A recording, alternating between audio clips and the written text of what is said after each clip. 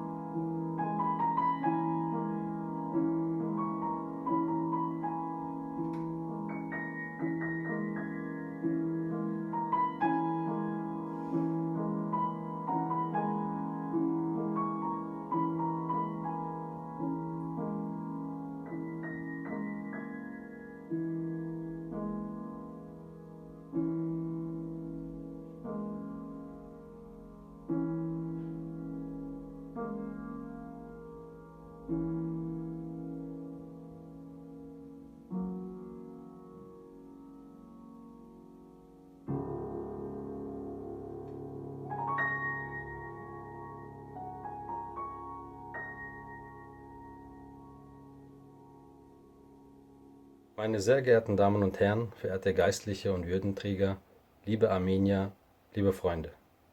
Im Namen des Bundesverbandes der Aramäer in Deutschland möchte ich euch zunächst alle recht herzlich grüßen und für die Einladung der AGBU Germany unseren Dank sagen. Gewöhnlich stehen wir, Armenier, Aramäer und Griechen, an diesem 24. April, dem Gedenktag der armenischen Gemeinschaft, solidarisch Seite an Seite. Das ist in diesem Jahr anders, sehr ungewöhnlich und befremdlich. Doch umso mehr sind wir uns trotz der Ferne heute durch dieses Format besonders nah. Gemeinsam gedenken wir der Opfer des Völkermords 1915 im Osmanischen Reich. In unserer Heimat, in Orten wie beispielsweise Mardin, Diyarbakir, Urhoi, das heutige Urfa, oder Midyat lebten Aramäer und Armenier Haus an Haus, Tür an Tür. Der Völkermord, Aret oder Seifo, Jahr des Schwertes, wie wir Aramäer diese Katastrophe bezeichnen, welche nicht nur auf das Jahr 1915 zu beschränken sind, ist für uns als Diaspora-Gemeinschaft wesentlicher Teil unserer Identität. Meine sehr geehrten Damen und Herren, heute scheint das kurz vor dem endgültigen ausstehende Christentum in Syrien und im Irak durch radikale Kräfte die westliche Welt wieder kaum zu berühren. Staatsbrüderliche Rücksichtnahme und rein interessengeleitete Politik wiegen wie vor über 100 Jahren schwerer als die Vernichtung von Armeniern, Aramäern oder auch Jesiden. Christen in Syrien und im Irak werden wie vor über 100 Jahren wegen ihres christlichen Glaubens von Extremisten mit einer analogen menschenverachtenden Ideologie verfolgt, vertrieben, entführt, zwangsislamisiert und enthauptet. Das aramäische Ma'lula oder Sadat, wie auch das armenische Kessab und viele andere Orte in Syrien erzählen schreckliche Geschichten. Vor 2 Tagen, am 22. April, erinnerten wir Aramäer weltweit an unsere 2 Erzbischöfe Mor Grigorios Yohanan Abraham und Paul Yazigi aus Aleppo, die auf humanitärer Mission nahe der türkisch-syrischen Grenze einer brutalen Entführung zum Opfer fielen und seit mittlerweile 7 Jahren vermisst werden. Wir werden nicht aufhören, an ihr ungewisses Schicksal zu erinnern, genauso wie wir nicht aufhören werden, an die Opfer des Völkermords von 1915 zu erinnern. Das Entscheidungsmerkmal Religion war bereits im Osmanischen Reich 1915 maßgebend für die systematische Vernichtungspolitik der Jungtürken. Bezeichnend ist, was der damalige türkische Innenminister Talat Pascha dem deutschen Generalkonsul Johann Heinrich Mordmann laut dessen Information an das Auswärtige Amt erklärte. Talat, so Mordmann, ich zitiere, äußerte sich ohne Rückhalt über die Absichten der Regierung, die den Weltkrieg dazu benutze, um mit ihren inneren Feinden, den einheimischen Christen aller Konfessionen, gründlich aufzuräumen, ohne durch diplomatische Intervention des Auslandes gestört zu werden. Schließlich stellt auch ein Bericht des armenisch-katholischen Patriarchats an den Vatikan vom Februar 1916 fest, ich zitiere, dass die Regierung nur das kriminelle Vermächtnis Mithat Paschas umsetzt, der bereits das christliche Element in der Türkei vernichten wollte. Und am 18. Juni 1916 erklärte der armenisch-katholische Patriarch selbst, es ist sicher, dass die osmanische Regierung beschlossen hat, das Christentum aus der Türkei zu beseitigen, bevor der Weltkrieg zu Ende geht.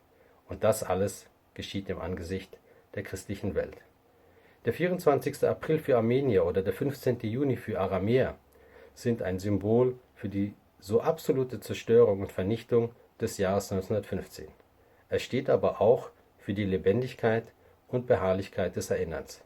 Es ist auch ein Versprechen, dass die Nachkommen der Überlebenden, wir, uns nicht entmutigen lassen werden, Worte und Orte für die Erinnerung zu finden. Am 24. April gedenken wir der über 1,5 Millionen Armenierinnen und Armeniern, die in einem Verbrechen gegen die Menschlichkeit, einem Genozid, ermordet wurden. Und entgegen aller Versuche, dieses Verbrechen zu negieren, zu relativieren, reinzuwaschen oder hier einen Schlussstrich zu ziehen, möchte ich euch gegenüber heute als Jude in Deutschland mein tiefstes Mitgefühl, meine Anerkennung und meine Trauer zum Ausdruck bringen. Ich tue das auch als jemand, der in der Vergangenheit in der Zusammenarbeit mit AGBU Europe und der Gruppe, die sich heute um AGBU Deutschland geformt hat, erfahren durfte, was es bedeutet, Solidarität aus einer anderen Community zu erfahren. Deswegen möchte ich heute auch ganz direkt sagen, ihr steht nicht alleine. Und ich denke, dass in einer demokratischen Gesellschaft es sich gebieten sollte, heute an eurer Seite zu stehen. Das tue ich in Gedanken und auch mit dem Versuch dieser Videobotschaft. In tiefster Trauer, Benjamin Fischer. Freunde, es ist mir eine Ehre und ein Bedürfnis, mit Ihnen allen an diesem Tag der Opfer des Völkermordes an den Armeniern zu gedenken und an diesen Verbrechen des Genozids zu erinnern. Dieser Völkermord, der im April 1915 begann, war ein schlimmes Vorbild für die Verbrechen Nazi-Deutschlands.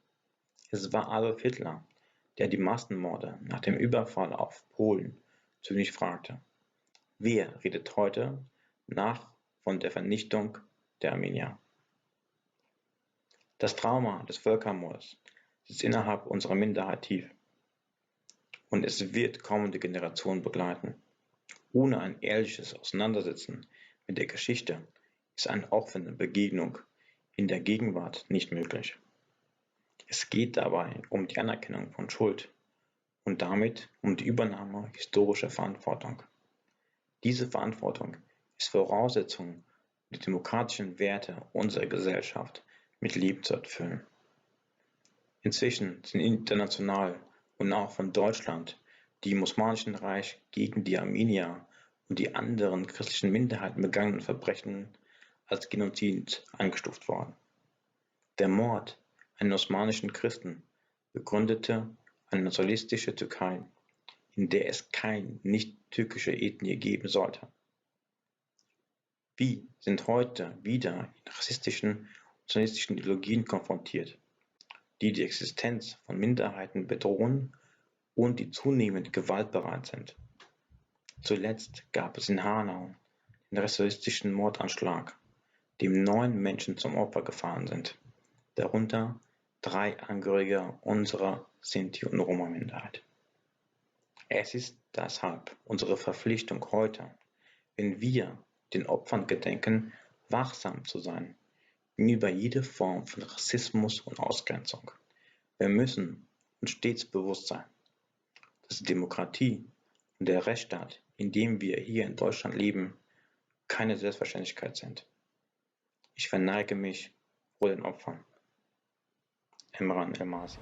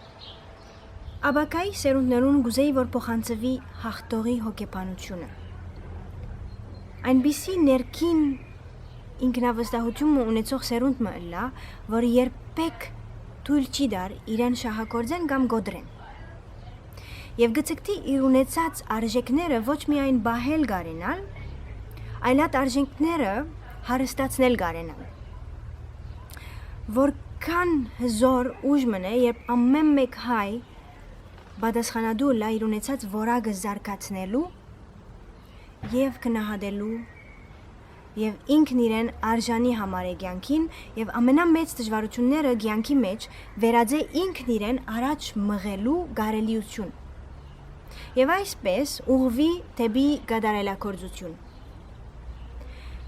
Մեր զոհերը պիտի հբարդելան մեզմով, երբ որ մենք կյանքին ասենք այո եւ մեր ներկայությամբ այս աշխարհը հարստացնենք։ Ճիշտ է, որ իմ նախահայրերը զոհվեցան, բայց ես կյանքին պիտի ասեմ այո եւ ես պիտի ապրեմ։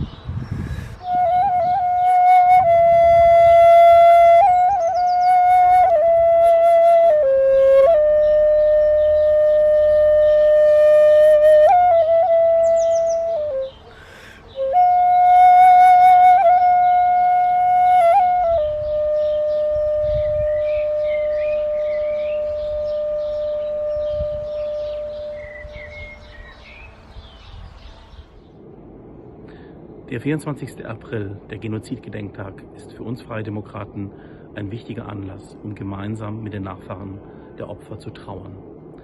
Der von der türkischen Armee geplante, durchgeführte, grausame Massenmord an Hunderttausenden von Armeniern und Aramäern ist ein Verbrechen. Dieses Verbrechen ist bis zum heutigen Tage nicht aufgearbeitet. Als Deutsche wissen wir, wie wichtig Aufarbeitung ist.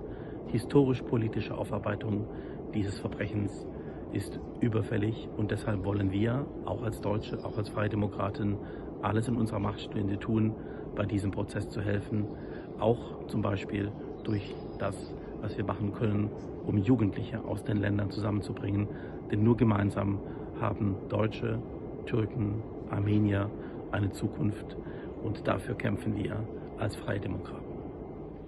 Liebe Armenierinnen und Armenier, heute gedenken wir der vielen Millionen Opfer des Völkermordes an den Armeniern und anderen christlichen Minderheiten im Osmanischen Reich. Unser Parlament hat am 2. Juni 2016 mit breiter Mehrheit einen gemeinsamen Antrag beschlossen, in dem dieser Völkermord auch als Völkermord im deutschen Parlament anerkannt wurde. Die internationale Anerkennung des Völkermordes ist ein wichtiger Schritt auf dem Weg zur Verhinderung weiterer Genozide auf der ganzen Welt. Unser Mitgefühl ist bei den vielen Millionen armenischen Nachkommen. 105 Jahre nach dem Genozid bleibt die größte Herausforderung weiterhin schonungslose kritische Aufarbeitung und Anerkennung der Geschichte seitens der Türkei.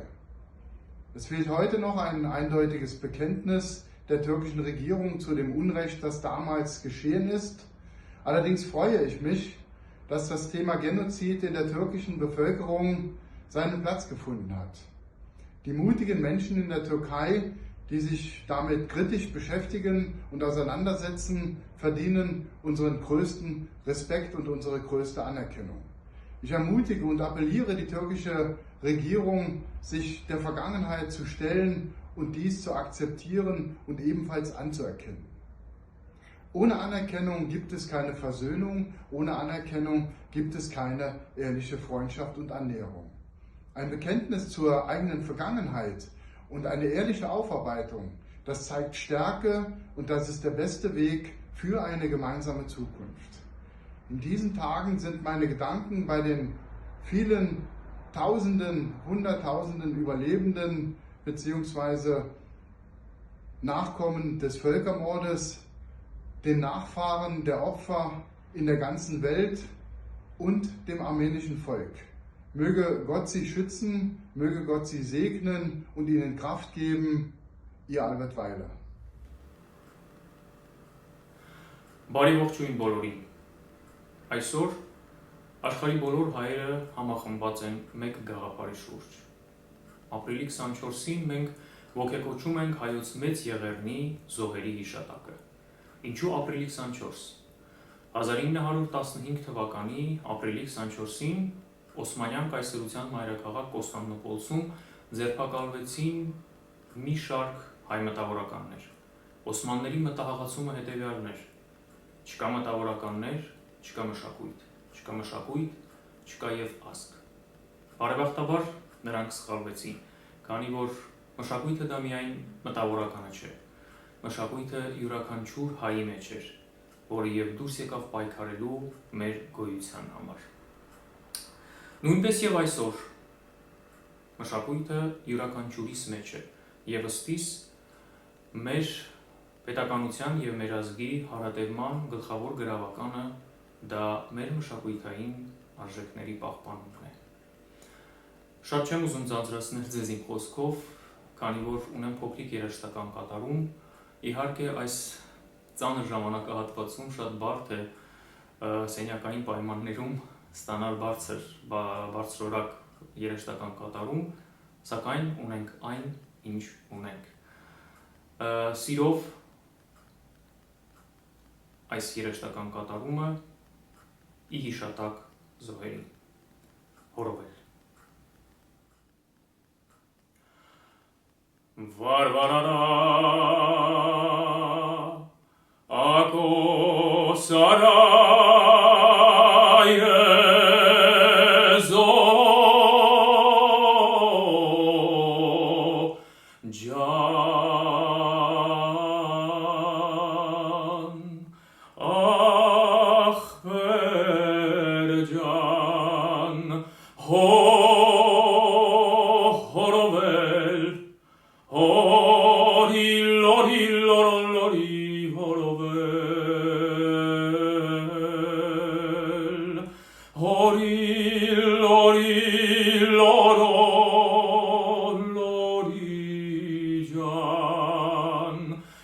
Քաշիր, քաշիր, ուսիդ մատաղ եզոջան,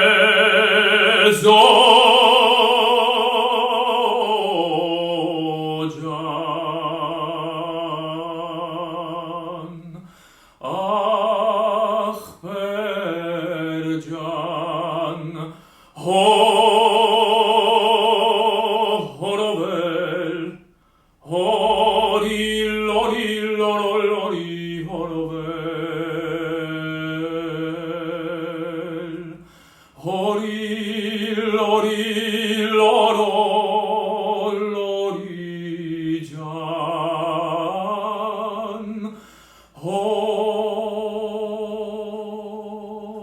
Horovel. Hori lori loro lori horovel.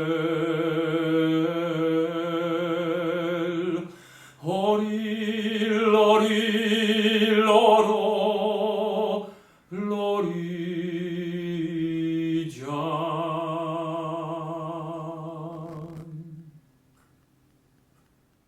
Guten Tag, mein Name ist Elke Hartmann, ich bin Historikerin und ich beschäftige mich mit der Geschichte des Osmanischen Reiches im 19. Jahrhundert und in diesem Zusammenhang natürlich auch mit den Armeniern im Osmanischen Reich und mit dem Völkermord. Zurzeit vertrete ich die Professur für Turkologie an der Universität Hamburg. Ich habe aber 2016 auch mit meinem ungarischen Kollegen Balint Kovacs gemeinsam den Lehrstuhl und inzwischen Institut für armenische Studien an der Peter Pázmány Universität in Budapest gegründet und 2010 gemeinsam mit dem Historiker Vahed Hashtian und der Künstlerin Silvina Dermagerdician ein Projekt ins Leben gerufen, das heißt Hushamadian. Und das widmet sich der verlorenen Lebenswelt der osmanischen Armenier, die durch den Völkermord zerstört und vernichtet wurde. und versucht auf einer Webseite dieses armenische Leben im Osmanischen Reich, in den Städten, in den Dörfern zu rekonstruieren und auf dieser virtuellen Plattform wieder zum Leben zu erwecken. Auf einer Webseite, die multimedial ist, die Texte hat, die Bilder hat, die Musik hat, die Filme hat, die Animationen hat. Das ist das Projekt Hushamadian. Und das führt mich unmittelbar zu dem Thema, über das ich heute sprechen möchte. Das ist der 24. April. Und die Frage ist natürlich, am 24. April, das ist der Gedenktag für den Völkermord an den Armeniern, was bedeutet der 24. April heute für uns, für die unterschiedlichen Generationen? Warum erinnern wir? Wie erinnern wir? Was erinnern wir? Wir, alle Beteiligten und alle Gründerinnen und Gründer von Hushamadian, wir sind alle Armenier und wir sind alle Nachkommen, Enkelkinder von Völkermordüberlebenden. Für unser Leben hat der 24. April, hat der Völkermord und hat auch dieses verlorene Leben, diese verlorene Lebenswelt eine sehr große Bedeutung in unserem Leben bis heute. Aber wir haben auch festgestellt, dass diese Erinnerung an den 24. April für jede Generation anders ist. Die war für unsere Eltern anders, die war für uns, die Enkelkinder, anders und die ist für uns Kinder, für unsere eigenen Kinder, die Urenkel, die sich gar nicht mehr an Überlebende selber erinnern können, ist sie nochmal anders. Wir haben mit Hushamadian, als wir das 2010 gegründet haben, haben wir versucht, einen Raum zu schaffen, in dem auch eine neue Art und eine neue Form der Erinnerung möglich ist. Wir haben versucht, im Hinblick damals auf den 100. Jahrestag des 24. April, einen Raum zu schaffen, in dem wir nicht nur an das Sterben und an den Tod erinnern, sondern in dem wir den Verlust zeigen, den dieser Völkermord bedeutet, indem wir diese verlorene Lebenswelt der Armenier auf einer virtuellen Plattform wieder lebendig machen, rekonstruieren, erfahrbar machen, unmittelbar erfahrbar machen und dazu auch über Familiengeschichten sprechen. Nicht nur über das große Ganze, 1,5 Millionen Tote, sondern über Familien sprechen, über jeden Einzelnen sprechen, mit Gesichtern, mit Fotos, damit das Leben, aber auch der Verlust und auch natürlich das Völkermordgeschehen in irgendeiner Form greifbar wird und man Anknüpfungspunkte schafft und findet und auch für die nachfolgenden Generationen, die dieses armenische Leben erlebbar machen, wo man reingucken kann, wo man bestimmte Regionen suchen kann. Und diese Webseite, dieses Projekt, das möchte ich euch jetzt zeigen. Man kann also auf dieser Webseite Hushamadian sich Themen suchen, sich Regionen suchen, und auf verschiedene Art und Weise diese Webseite erkunden. Man kann auf die Karte gehen und dort kann man auf dieser Karte, die das gesamte Osmanische Reich zeigt, mit den Provinzen, die es damals gab, vor dem Völkermord, kann man sich einzelne Provinzen aussuchen und eine zum Beispiel anklicken und dann wird die Karte vergrößert. Und dann kann man sich die einzelnen Ortschaften und die einzelnen Regionen raussuchen. Dann kann man die Karte nochmal vergrößern und dann erscheinen sogar einzelne Ortschaften. Und wir rekonstruieren genau aus den alten Registern, wo die Orte gelegen haben, wie sie damals geheißen haben, wie sie heute heißen, in den neuen türkischen Formen. Und unsere Quellen sind ganz, ganz viele Familienbilder. Wir sehen diese Familienbilder, wir sehen dann aber Artikel zu den verschiedenen Themen. Religiöses Leben, wirtschaftliches Leben, Bevölkerungsstruktur. Und diese ganzen Bilder, die wir hier veröffentlichen, das sind alles Bilder aus armenischem Familienprivatbesitz. Auch die Gegenstände, das sind alles Sachen, die Überlebende mitgebracht haben, als sie geflohen sind, die Überlebende gerettet haben aus der verlorenen Heimat und die jetzt in den Familien von Generation zu Generation weitergegeben werden und wie Heiligtümer behandelt werden. Für jede Familie ist das ein Schatz und wir wollen unbedingt, dass diese Sachen in den Familien bleiben, um dort auch die Grundlage für die Erinnerung zu werden. Aber wir wollen sie eben auch zugänglich machen und Hushamadian ist ein gesamtarmenisches Archiv, in dem alle Armenier und diese ganzen Bruchstücke der Überlebenden, einer hat ein Familienbild, einer hat einen Gürtel, einer hat einen Kochlöffel, ein anderer hat vielleicht noch ein Kleidungsstück, in dem das alles zusammengefügt wird und auch einzelne Familienarchive auf unserer Seite publiziert werden. Familien können sich dort finden gegenseitig. Wir bauen mit dieser Form der Erinnerungsarbeit auch eine Brücke. Man kann suchen, jeder Einzelne kann an seiner Familiengeschichte, mit seiner eigenen Familiengeschichte anfangen und diese kleinen Fragmente zusammensuchen und dann über Hushamadian mehr erfahren, über die Region, wo die eigenen Urgroßeltern vielleicht mal hergekommen sind und über das Leben da und kann sich selber in Beziehung setzen zu anderen Familien. Wenn man jetzt zum Beispiel selber aus einer Familie kommt, wo überhaupt nichts mehr übrig ist, wo man vielleicht gar nicht mal weiß, wie die Leute geheißen haben, die ermordet wurden, dann kann man aber zumindest sich die Stadt anschauen und das Alltagsleben in der Stadt anschauen und man sieht ganz viele Gesichter und man kann sich zumindest vorstellen, vielleicht ist auch mein Großvater, mein Urgroßvater, meine Großmutter, meine Urgroßmutter, vielleicht ist es so eine von denen gewesen. Wie waren die Lebenswege? Man sieht Hunderte, Tausende verschiedene Lebenswege. Man sieht Tausende verschiedene Arten, wie auch Leute überlebt haben. Denn diese ganzen Objekte, die wir hier zeigen auf Hushamadian, das sind natürlich nicht nur Zeugnisse des Lebens, so wie es gewesen ist im Osmanischen Reich vor dem Völkermord, sondern die bezeugen natürlich auch, wie diese Gegenstände gerettet wurden, wie die Leute überlebt haben, wie sie ihre Familienangehörigen verloren haben, wie sie dann eine neue Heimat gefunden haben in den Ländern, in denen sie dann hingegangen sind. Und da sieht man auch, dass die Lebenswege im Osmanischen Reich sehr unterschiedlich gewesen sind, von Provinz zu Provinz. Wir sehen, dass die Überlebenswege sehr unterschiedlich gewesen sind, je nachdem, wie der Völkermord sich gestaltet hat in den verschiedenen Provinzen. Wir sehen, wie unterschiedlich die Lebenswege dann sind, je nachdem, wo die Familien hingegangen sind, ob sie nach Amerika gegangen sind, ob sie nach Aleppo gegangen sind, ob sie nach Frankreich gegangen sind oder vielleicht nach Zypern. Überall gibt es unendlich reiches Material und wir bringen auf dieser Plattform auch die Armenier zusammen, die verschiedenen Generationen zusammen und wir forschen natürlich auch, wir finden historische Quellen, armenische meistens, auf deren Grundlage wir dann natürlich unsere wissenschaftlichen Artikel schreiben, die man einsehen kann auf der Seite. Wir versuchen, ein Angebot zu machen, gerade auch für die jüngeren Generationen, die vielleicht nicht mehr nur Bücher in die Hand nehmen und lesen, sondern die auch mehr visuelles Material sehen möchten. Wir versuchen auch Bilder zu animieren, wir haben kleine Filme auch auf Hushamadian und wir haben eine Soundcloud. Denn das ist ja ein wichtiges Element, dass man sich die Klänge vergegenwärtigt.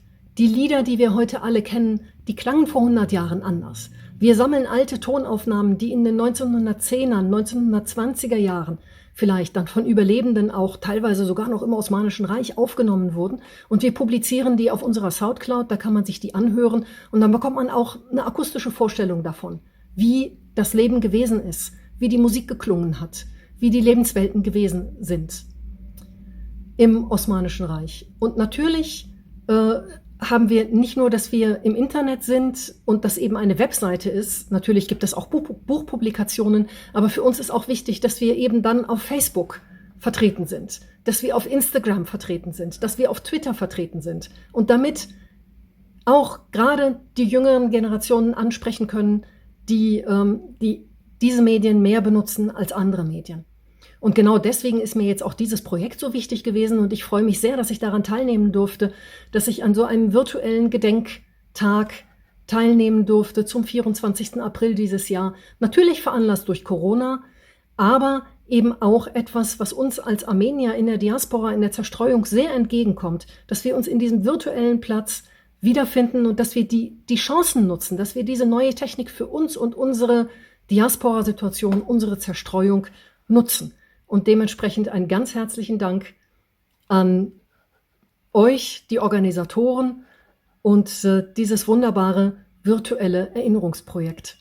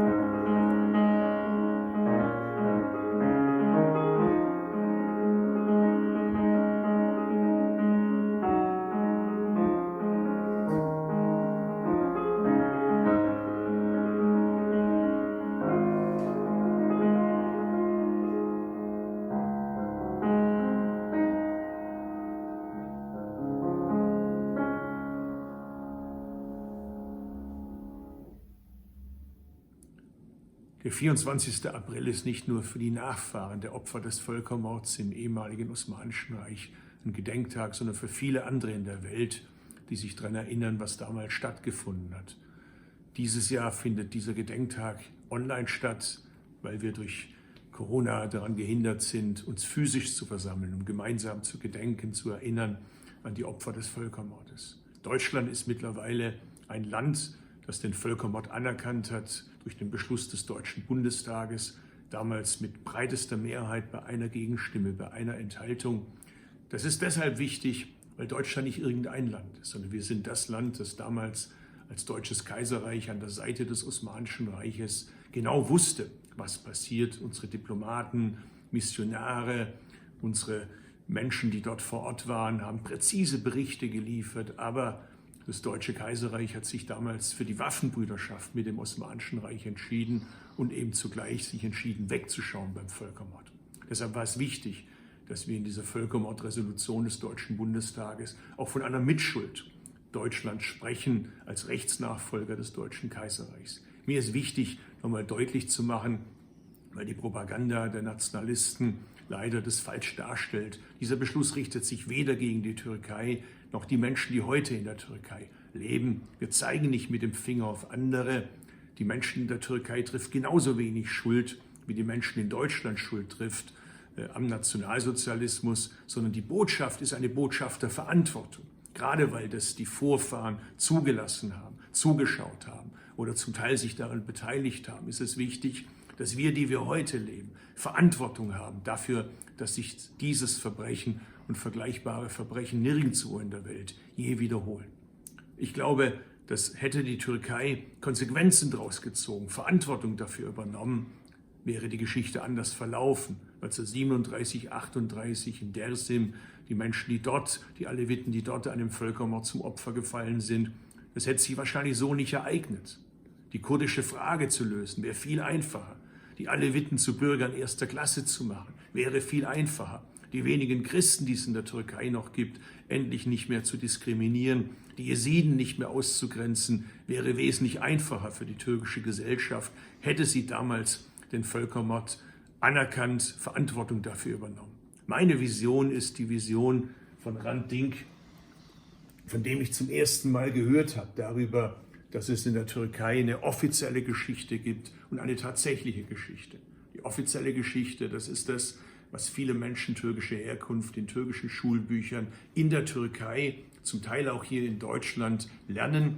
Und die wirkliche Geschichte, das ist die, die sich ereignet hat und die Vorfahren der Opfer ihnen erzählen konnten und erzählt haben, damit diese Geschichte eben nicht in Vergessenheit gerät. Meine Vision, das ist im Prinzip das, was wir heute zwischen Deutschland und Frankreich, zwischen Deutschland und Polen haben. Obwohl wir schrecklichste Verbrechen begangen haben gegenüber unseren Nachbarn, ist die Grenze heute eine offene.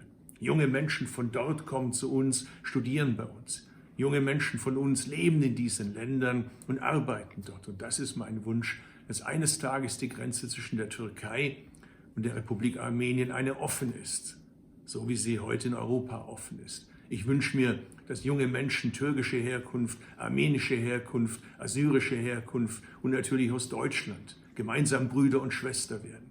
Ich bin mir ganz fest überzeugt, wenn es da oben einen Schöpfergott gibt, hat er den Irrsinn, den Fanatismus überall halbwegs gleichmäßig verteilt. Unsere Aufgabe als Nachgeborene ist es, gegen diesen Fanatismus, egal wo in der Welt, heute vorzugehen, sich dem entgegenzustellen. Das sind wir den Opfern schuldig.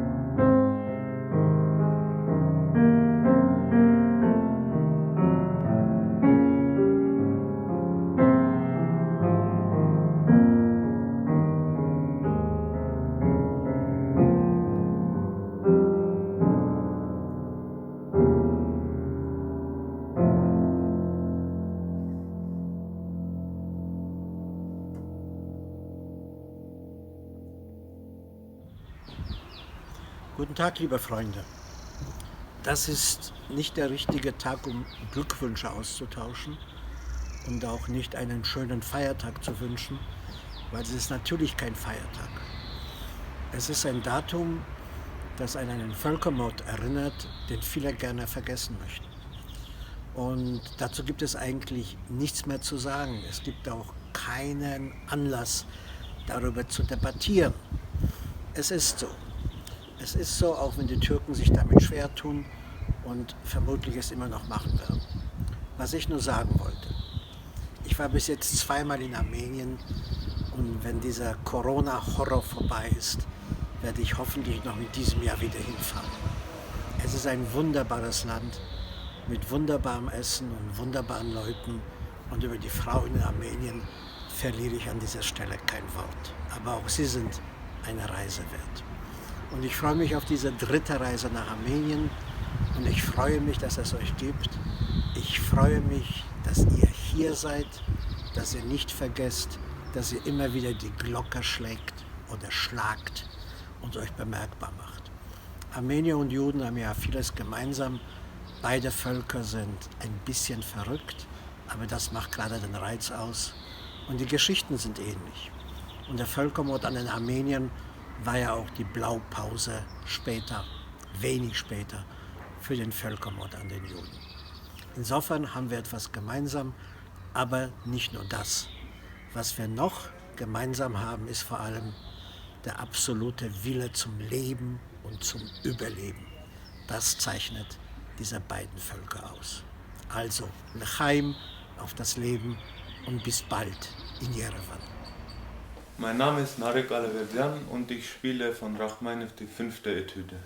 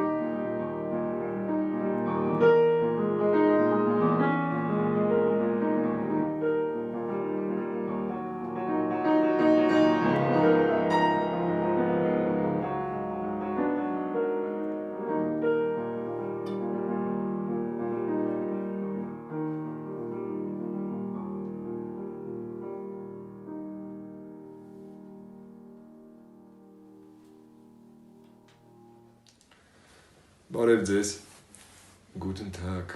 Ich heiße Vahan Alaverdian und bin der Vater von Narek Alaverdian, der vorhin Rachmaninovs 5. Etüde gespielt hat.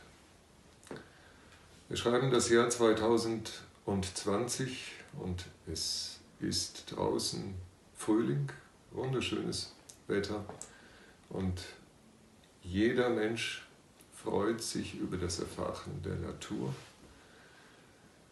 Nach langem Winter, keinem Rauen in diesen Breitengraden, doch es gibt Länder, in denen jeder Frühling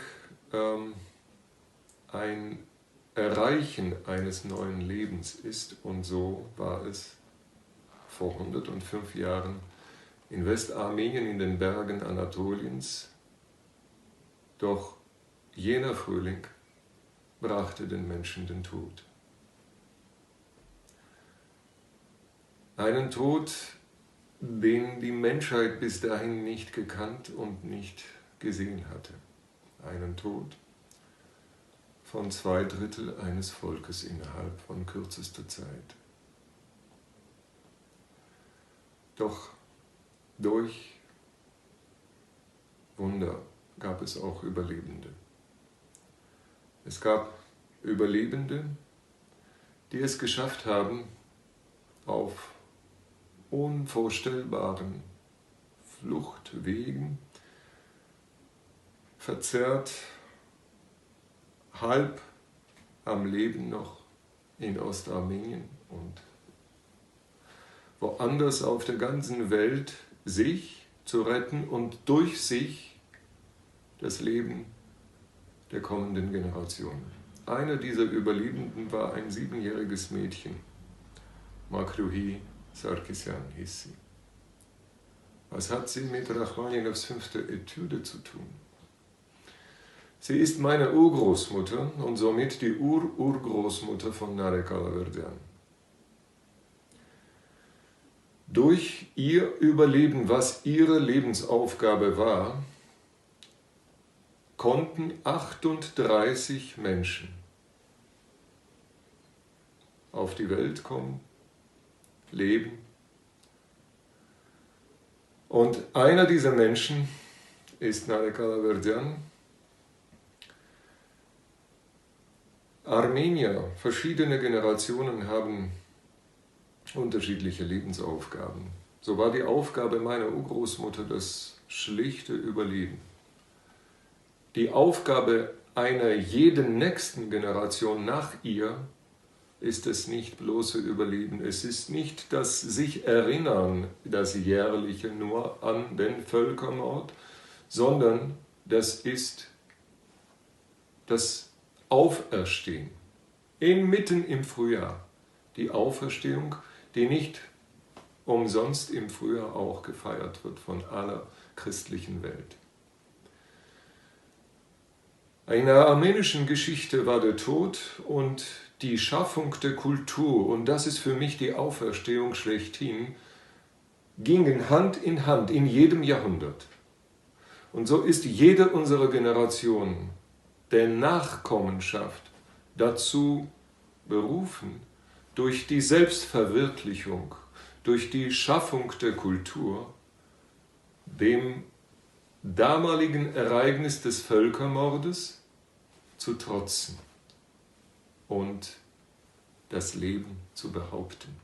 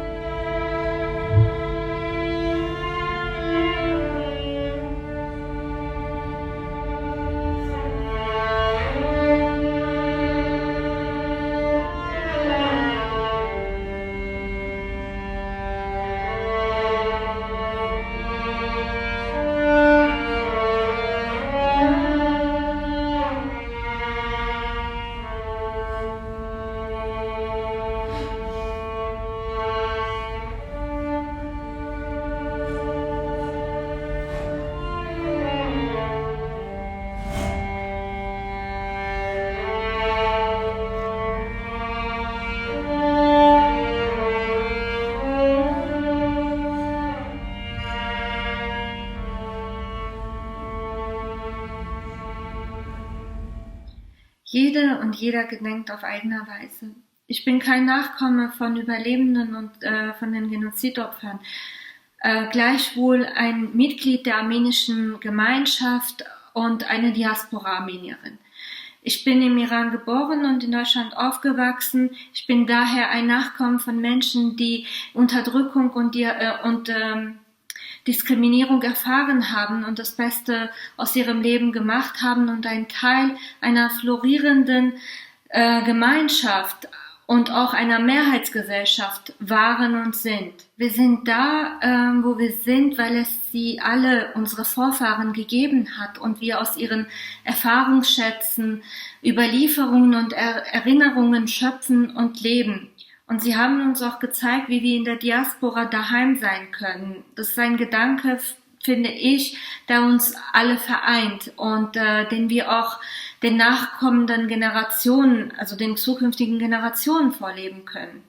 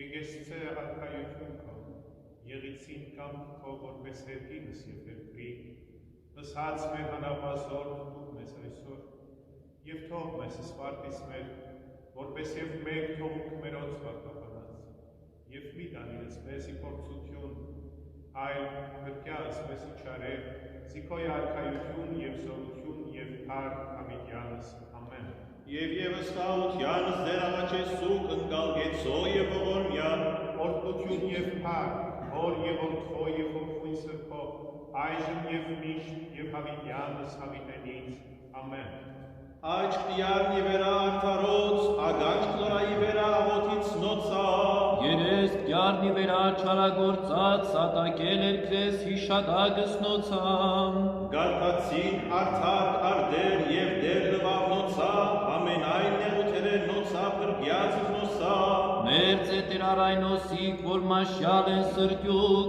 Եվս խոնարս թոտվով կեցուցանեմ, հազուվ նեղություն կեն արդարոց, ամենայն է պրգես նոսադեր, և բահես ամենայն ոսկերս նոցա, և մի նոցան է ոչ պշրեսի, մահ մեղավորի չար է, բայց որ ատյա զարդար զղջասեմ, պրգեդ էր զանցինը սարայից յուրոց, զիտ մի զղջասին ամենեկյան, ոյ կուսացյան և ինան, Արքոր և որդվո և ոգվոյին սրբոն, այժմ և միշ և հավիտյանս հավիտենից ամեն, և ևս խաղությանս դեր աղաչեսուկ ընկալգեցո և ողորմյան, օրդություն և փառ, հոր և որդվո և ոգվոյին սրբո, այժմ և միշտ և հավիտյանս հավիտենից, ամեն։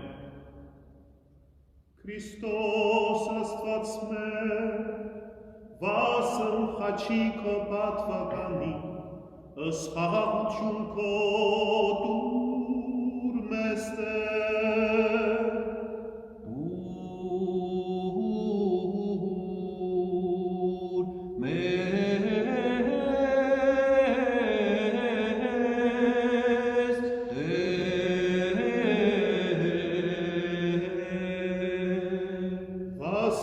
սրբոց քոց առաքելոց, մարգարեից վարդապետած մարտիրոսած, հայրապետած ճգնավորած ուսանած, միանցած և երկնային զորացն, ըս խաղաղություն քո դուր մեզ Տեր,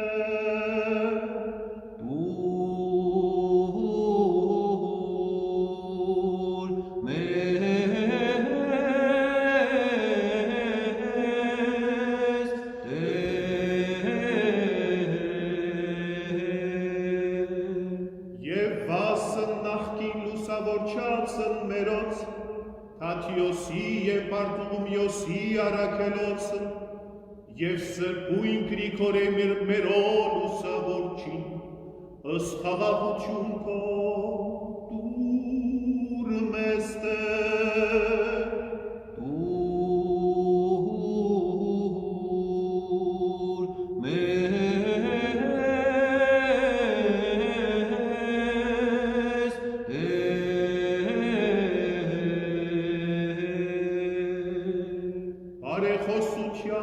հիշատակավ և աղոթյուկ, սրբոց բյուրավոր նահատակացն մերոց, որ կատարեցան հնդացս մեծի ցեղասպանության հայոց, Համիդյարը 1915, որոց այսօր է հիշատակ, ըս խաղաղություն և ըս մեծ զողորմություն քո, պարգևյա մեզ մարդասեր Տեր, հավիտենական հիշատակն արդարոց, օրհնությամբ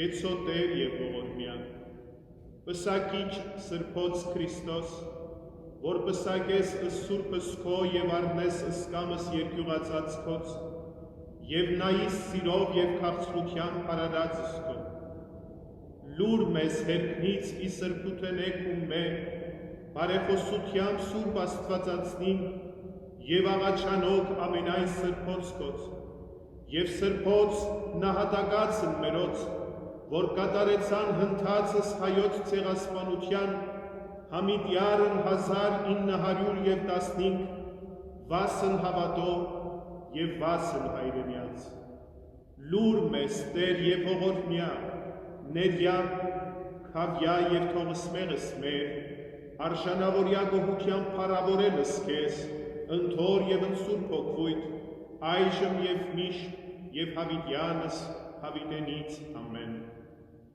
Հեր, erbarme dich, Herr, erbarme dich, Herr, erbarme dich.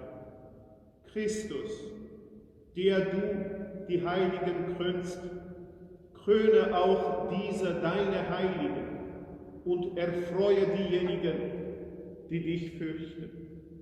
Schaue liebevoll und gütig auf deine Geschöpfe. Vom Himmel, Ort deiner Heiligkeit, erhöre uns durch die Fürsprache der Gottesgebärerin und Fürbitten aller deiner Heiligen und unserer heiligen Märtyrer, die bei den Völkermord an den Armeniern im Jahre des Herrn 1915 ihr Leben ließen, für ihren Glauben und ihre Heimat. Erhöre uns, Herr, und erbarme dich unser. Vergib, verzeihe und erlasse uns unsere Sünden. Mache uns würdig, dich in Dankbarkeit zu verherrlichen, zusammen mit dem Vater und dem Heiligen Geist, jetzt und immer da und von Ewigkeit zu Ewigkeit. Amen. Orșnial der Jesus Christus. Amen.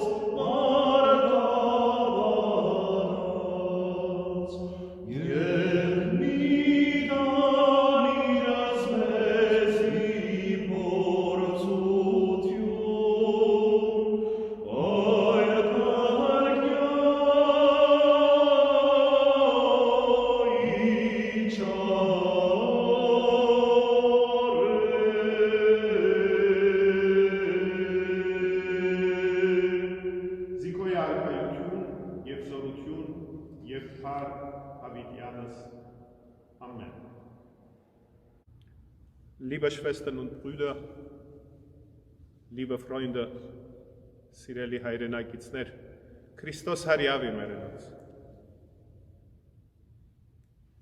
Christus ist auferstanden. Wir befinden uns in der Osterzeit. Vor einigen Tagen feierten wir Ostern, das Fest der Auferstehung unseres Herrn.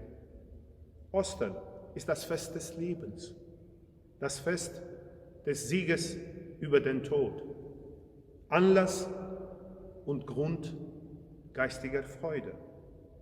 Das armenische Volk, das als erstes sein Herz für das Evangelium Jesu öffnete und Armenien zum ersten christlichen Staat der Welt machte, ist aber seit über 105 Jahren gehalten, oft bereits einige Tage nach dem Fest der glanzvollen Auferstehung des Herrn, die österliche Freude mit dem traurigen Gedenken an die unzähligen Märtyrer des Genozids an den Armeniern im Osmanischen Reich von 1915 zu ersetzen. Wir Armenier empfinden und verstehen die Tatsache der Kreuzigung und der Auferstehung Jesu auf besondere Weise. Denn wir sind als Volk auch gekreuzigt worden und sind auferstanden. Ja, auch wenn 105 Jahre vergangen sind, sind wir dennoch in unserem Gebet, in unserem Gedenken, in unserem Verlangen nach Gerechtigkeit beharrlich. So wie unsere Vorfahren es taten und wir es heute tun, so werden sicherlich auch unsere Nachkommen diesen Kampf für die Gerechtigkeit, für den Frieden und für die Wahrheit fortsetzen. Vor 105 Jahren, am 24. April 1915 und in den Monaten davor und danach, einte der Tod alle Armenier. Und der Schatten dieses Todes verfolgte uns in den Jahren und Jahrzehnten danach weiter. Es musste Zeit vergehen, damit unsere Vorfahren aus diesem schrecklichen, niedergeschlagenen Trauma herauskommen. wieder versuchen, hoffnungsvoll in die Zukunft zu schauen und ihr mit Füßen zertretenes Recht einfordern konnten. Und jetzt bringen das Gedenken und der Kampf für die Gerechtigkeit jedes Jahr am 24. April Millionen von Armeniern zusammen, ganz gleich, wo sie leben. Auch ein schreckliches Coronavirus kann uns nicht davon abhalten, weltweit unsere toten und heiligen Märtyrer zu gedenken, uns zu erinnern und nach Gerechtigkeit zu verlangen. Wir, die Nachfahren der Opfer des Genozids an unserem Volk, wollen keine Feindschaft mit den Nachfahren der Täter dieses Menschheitsverbrechens. Von ewiger Feindschaft kann niemand profitieren, auch wir, die beiden Völker nicht. Aber von der Gerechtigkeit können beide profitieren. Und deshalb, ich gedenke und verlange, die Armenier weltweit gedenken und verlangen. Unsere Freunde gedenken zusammen mit uns und verlangen. Wir alle gedenken und verlangen. Amen. Ich wünsche den Organisatoren dieser Online-Gedenkveranstaltung, dem jungen Team von AGBU Germany, Gottes reichen Segen und gutes Gelingen in ihren weiteren Vorhaben. Danke für Ihre Aufmerksamkeit.